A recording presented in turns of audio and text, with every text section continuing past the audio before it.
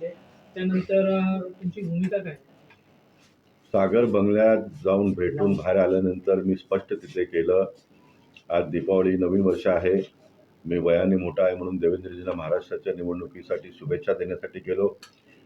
मी त्यांच्यापेक्षा मोठा असलो तरी ते पदाने माझ्यापेक्षा मोठे आहेत म्हणून मी माझ्यासाठी शुभेच्छा घेण्यासाठी गेलो आणि बाकी सर्व गोष्टी जे आधी होते तेच आहे. आता इथेही सकाळी सांगितलं. सर असं देखील सांगण्यात येत आहे देवेंद्रजींकडून की तुम्ही जे निर्णय घेणार ते योग्य ते निर्णयच घेणार पक्षाच्या हितासाठी. मी मी आधीपासून सांगतोय का मी जे काय करतो ते पक्षाच्या हितासाठी करतोय. पक्षाचा कुठेही नुकसान होईल तसं कोणतंही मी काम केलेलं नाही, करणार नाही. सर आता पक्षाशी तुम्ही जे बंडखोरी केली त्यानंतर आता विरोधकांचा देखील असा प्रश्न उपस्थित होत आहे की तुम्हाला देखील ईडी लावण्याची शक्यता आहे. त्याच्यावर काय सांगाल? लावल्यानंतर त्याचं उत्तर देऊ. आता मी काय दिलं वारंवार हे शब्दाला वाचा फोडणं बरोबर नाहीये. जे काय लावायचं ते लावून द्या. सर हे सर्व मी निर्णय करण्याच्या आधी ह्या सर्व गोष्टीचा विचार केलेला आहे. गोपाळशेट्टीजी, तुम्ही सांगताय की मी पक्षाची कुठली शिस्त मोडणार नाही, मी पक्षाचा कार्य करतोय. मात्र आता तुम्ही निवडणुकीला खरं तर सामोरं जाताय. ज्यावेळेस प्रचाराला जाल त्यावेळेस सर्वसामान्य नागरिकांना नेमकं काय सांगाल? कारण की तुम्ही सांगताय की मी पक्षाची शिस्त नाही म्हणणार, पक्षांवरच आरोप नाही केले तर प्रचाराचा मुद्दा नेमका तुम्ही काय घेणार? अजिबात नाही. पक्षावरती आरोप अजिबात नाही लावणार. मी आता सांगतो.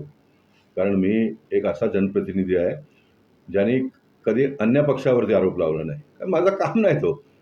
मी एक दक्षिण भारतीय माणूस, ह्या मुंबई शहराने ह्या परिसरातल्या लोकांनी मला मोठं केलं आणि म्हणून आहेत ना पक्षात. मला ज्यावेळी पक्ष ती जबाबदारी देईल त्यावेळी मी तेही करेन. परंतु आज मला पक्षाने लोकांची सेवा करण्याचं काम दिलं आणि मी ते करतो. मी अन्य पक्ष मी 2009ची निवडणूक लढत असताना भूषण पाटील माझ्यासमोर होते. मी माझ्या गाडीतून भूषण पाटीलच्या गळ्यात शॉल आणि हार टाकून त्याचं स्वागत केलं. कारण त्याच्या आधी मी 3 नगरसेवक निवडणूक लढलो होतो. 4था मी विधानसभा लढत होतो आणि माझ्यासमोर एक तो नवीन उमेदवार होता. माझ्या परिसरातला होता. माझ्या पहिल्या 92च्या मतदारसंघातला. आज आम्ही एकाच मतदारसंघात आहोत. तर मी अशा प्रकारचा माणूस आहे. म्हणजे कोणाला शिव्या देऊन, कोणाच्या विरोधात अपप्रचार, वाईट गोष्टी करून लोक मतं देतात असं मला कधीच वाटत नाही. काही लोकांना वाटतात ते करतात. मला कधीच वाटत नाही. मला असं वाटतं अशा प्रकारच्या निर्णयाने आणखीन लोक प्रभावित होतात. अरे बाबा काय निवडणूक असताना हे करतात म्हणून. आणि म्हणून माझ्या पक्षाच्या बाबतीत वाईट बोलणं हे स्वप्नातही येणार नाही. या पक्षाने मला इतकं मोठं केलं. मी परिश्रम केला. आता काही लोक बोलतात मी त्या गोष्टीचा एक खुलासा केला. मला पक्षाने 7 वेळा दिलं. मी तिकीट मागितली नाही. आता 7 वेळा दिलं तर एकदम रेडीमेड मला मिळालेलं नाहीये. 92ला मी काँग्रेसच्या उमेदवाराला हरवून जिंकून आलो. सतत 3 वेळा मी जिंकलो. 2014 मी लढलो विधानसभा पहिल्यांदा. हेमेंद्रभाई 3 वेळचे आमदार माझ्या विरोधात लढले. मी जिंकून आलो. 2014ला लोकसभेची निवडणूक लढलो. त्यावेळी 10 वर्ष काँग्रेसकडे लोकसभा होती. ती मी जिंकून आणली. आणि इतकं वर्ष काम करत असताना मी पक्षासाठी पक्षाचं ध्येयधोरण लोकांची सेवा केलेली आहे. बाकी काहीही नाही. आताही 2 दिवस बाकी आहे. एक माणूस कोणतरी आणून दाखवावा. एक माणूस कुठलातरी आणून दाखवा. आणि मी परवा जिल्हा कार्यालयातून बाहेर पडताना सांगून आलो. एक तुम्ही मला मुद्दा दाखवून आणा की मी एक चुकीचे काम केली. एक विषयावरती कुठे माझा हात काळा केला है ना, दाखवा. तर तुम्ही जातायत, मात्र बोरिवलीतच पहिली सभा जी नारळ फोडला जाणार आहे प्रचाराचा तो अमित शहा यांची सभा. खरं तर तुम्ही ज्या होम पिचवर अमित शहाची सभा होणार आहे. नक्की माझ्या घरच्या बाजूला आहे. मी आपल्या टीव्हीच्या माध्यमातून लोकांना अपील करतो. मोठ्या प्रमाणात लोकांनी त्या सभेत यायला पाहिजे. कारण 370 काढल्यानंतर अमित शहाजी आपल्याकडे येतात ही किती मोठी गोष्ट आहे. आणि म्हणून हे 370 जो निघाला त्याच्यात देशाच्या पंतप्रधानांच्या आदेशाशिवाय त्यांच्या मताशिवाय काही होत नाही. परंतु धाडसी निर्णय घेण्याच्या कामामध्ये अमित शहाजींचा खूप मोठा हात आहे आणि म्हणून त्यांचा स्वागत केलं पाहिजे सर्वांनी मिळून. प्रवीण दरेकर यांनी सांगितलं की मला अपेक्षा आहे की गोपाल शेट्टीजी नाव मागे घेणार आणि पक्षासाठी परत एकदा आमच्यासोबत काम करणार आहे. अनेकांची इच्छा आहे अशी. प्रवीण दरेकरांचं काय? प्रवीण दरेकर बोलले तर त्याच्यात नवीन काय? देखिए, चुनाव जब हम लड़ते हैं तो किसी को जो भी समर्थन देता है उसका समर्थन लेना चाहिए। किसी का समर्थन आप नहीं लोगे तो कैसा चलेगा। हाँ, लेकिन एक 2014 का चुनाव जब मैं लड़ा था, तो मैं मालूम में जाकर मेरी भूमिका में बहुत स्पष्ट मैंने किया था कि जैसे आप कट्टर हो धर्म के प्रति, वैसे मैं भी बहुत कट्टर हूँ। मैं 3 बार अयोध्या जाकर आया हूँ, 300 किलोमीटर का पदयात्रा किया हूँ। बाबरी ढांचा मेरे नज़र के सामने टूटा है और आप मुझे वोट नहीं दोगे, ये मुझे पता है, क्योंकि मैं माँगूँगा तो भी मुझे कोई वोट देने वाला नहीं है, क्योंकि कब कुछ बातें ऐसे बन जाती है, नहीं नहीं हो दिया जाता है। लेकिन मैं जीत के आने के बाद में आप लोगों की सेवा करूँगा, ये मैंने कहा था और वो मैंने किया और वो मैंने किया। और मालौनी जैसे एरिया में 6000 स्क्वायर फीट का समाज मंदिर बनाने का काम 2 एकड़ के ज़मीन पर मैंने किया, जो इतने सालों पे नहीं हुआ, इतने सालों में नहीं हुआ। 7 एकड़ का भूखंड मारवे रोड और चारकोप के जंक्शन पर जो फुल एंक्रोचमेंट हुआ था, गूगल पर जाकर देख लीजिए। उसको खाली करके भगवान परशुराम थीम पार्क बनाने का काम मैं कर रहा हूँ, मैं कर रहा हूँ। लेकिन मेरा एक स्वभाव है, मेरा एक काम करने का तरीका है, मैं किसी को गाली-गलौज कर मेरा लाइन को बड़ा नहीं करता हूँ, मैं काम करके लाइन को बड़ा करता हूँ। मैं मानता हूँ कि इस देश पे, इस धरती पर जो भी पैदा हुआ है, जन्मा है, उसका पूरा हक बनता है, चाहे फिर वो कोई भी जात का हो, जमात का हो। कोई ऐसा काम करता है जो मानवीय जाति को शोभा नहीं देता है, उसके खिलाफ में मैं लड़ता हूँ, फिर वो कोई भी होगा तो।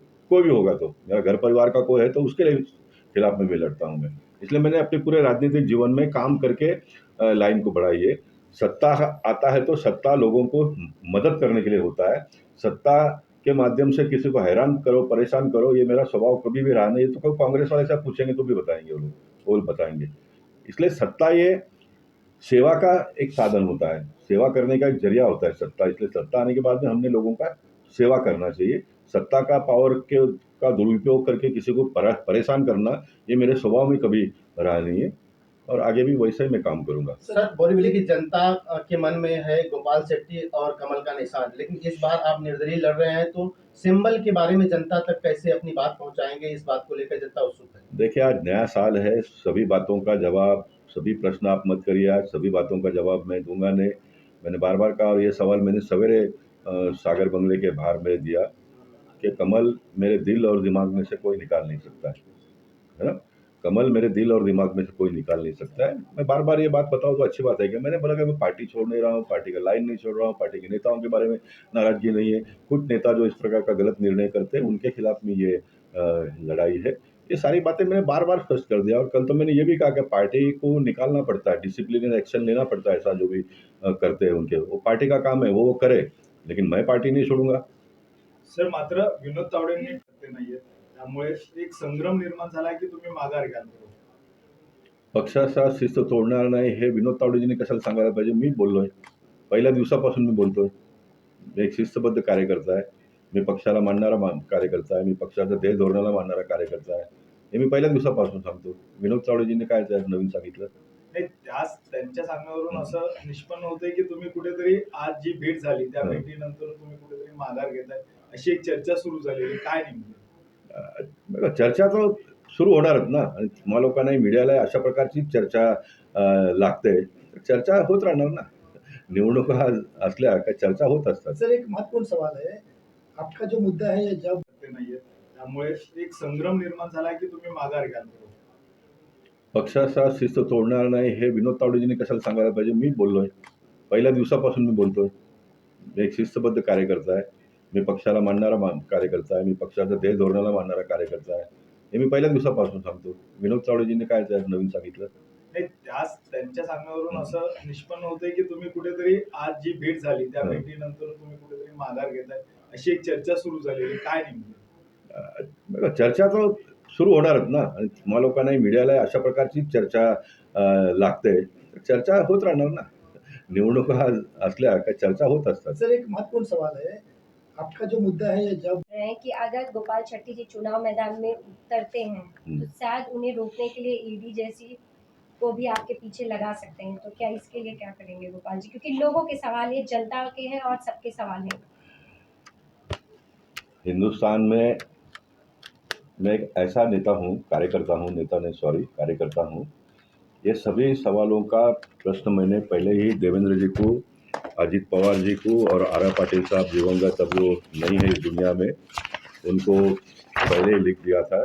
ये देखिए, ये देवेंद्र फडणवीस जी को लेटर लिखा है 29/4/2024 को, 29/4। अब तो ये कौन सा महीना चल रहा है, बराबर है। उसमें ये कहा है, मेरा सबसे पहला लेटर देखिए, ये 2007 का आर पाटिल साहब उन दिनों में महाराष्ट्र के उप मुख्यमंत्री थे। कोई राष्ट्रवादी के एक कार्यकर्ता ने आरोप लगाया मेरे और योगेश सागवी के ऊपर, तो मैंने उनको बोला मेरी सारी संपत्ति का जांच करो, कार्रवाई करो और मुझ पर कार्रवाई करो। फिर 2013 में फिर मैंने लिखा, 2013 में फिर अजित पवार साहब को लिखा। सुनील राणे जी यहाँ पर बोरली में आए, तब बाहर के उम्मीदवारों के बारे में जो मेरा मुद्दा है या कहीं पर भी, वो इसलिए कि सालों साल सब हम लोग साथ में काम करते तो एक दूसरे को जानते हैं। उन्होंने कुछ इस प्रकार की बातें किसकी सुनकर कहने लगे, तो उनको भी मैंने कॉपी भेज दिया, उनको भी मैंने कॉपी भेजा। और इस तीनों लेटर के ऊपर एक लेटर लगाकर देवेंद्र फडणवीस जी को मैंने लिखा है कि मेरे सारे संपत्ति का जांच करो, सारा जब्त कर लो, और जब्त ही नहीं तो फिर मुझ पर कार्रवाई भी करो। जब्त करने से तो नहीं होता है ना, जब्त तो गलत माल है तो वो छप जाना ही चाहिए, है ना, लेकिन उसके ऊपर कार्रवाई भी होना चाहिए, ये मैंने कहा है। इसलिए मुझे ईडी बीडी का, विपक्ष के लोग कहते हैं ना, अभी तक बाकी और कहीं से आवाज आई नहीं, विपक्ष तो काम है ना कहने का। मुझे लगता है कि विपक्ष ने मेरे बारे में इतना चिंता की, ये भी मेरे लिए अच्छी बात है। तो लगता है कि सारे लोग मेरे साथ में हैं, सारे लोग मेरे साथ में हैं। सर, अमित शाह जी की बड़ी रैली एक होने वाली है साप्ताहिक मैदान में, उसको लेकर के क्या? निश्चित अमित शाह जी, देखिए उत्तर मुंबई के लिए गर्व की बात यह है कि लोकसभा के चुनाव में देश के प्रधानमंत्री ने इच्छा जताई कि पीयूष गोयल ने यहाँ से लड़ना चाहिए, और मैंने पहले भी टीवी में कहा कि हमारे लिए गर्व की बात है कि प्राइम मिनिस्टर ने इस सीट पर इतना विश्वास जताया, तो हमने पूरा किया। अमित शाह जी 9 तारीख को आने वाले हैं। मैं सारे जनता से निवेदन करूंगा कि उनका हम स्वागत करेंगे। कश्मीर में से 370 हटाने का काम करने में अगर सबसे बड़ी भूमिका किसी के, तो प्राइम मिनिस्टर का तो है ही, लेकिन अमित शाह जी का बड़ा रोल है, ऐसा मेरा मानना है। मैं तो बहुत कभी उनको बार बार 10 साल सांसद था तो भी मिला नहीं, मेरा वो स्वभाव नहीं है, लेकिन मुझे पता चलता है ना सब क्या है करके। और ऐसे अमित शाह जी यहाँ पर सभा के लिए आते हैं, तो हमारा ये फर्ज बनता है कि हम उनका स्वागत करें, उनका अच्छे ढंग से स्वागत करेंगे।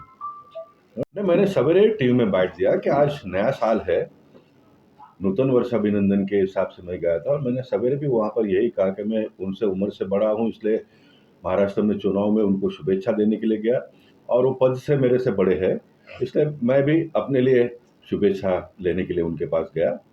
और मैं बाहर आने के बाद में भी जो बातें मैं पहले कह रहा था वही कह रहा हूँ, उसमें कोई बदलाव नहीं ना। सर, आपकी बाइट के बाद फडणवीस सर ने भी ये कहा है कि हम आपको मना देंगे।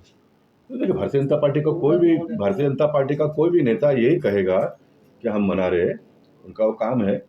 और भारतीय जनता पार्टी के नेताओं के बारे में मैंने पहले कहा कि भारतीय जनता पार्टी के नेता कोई भी कार्यकर्ता के विषय को इतना लाइटली लेते नहीं है, क्योंकि कार्यकर्ता बनाने के लिए बहुत समय लगता है, सालों साल लग जाते हैं, और यही तो हमारी पार्टी की खूबसूरती है।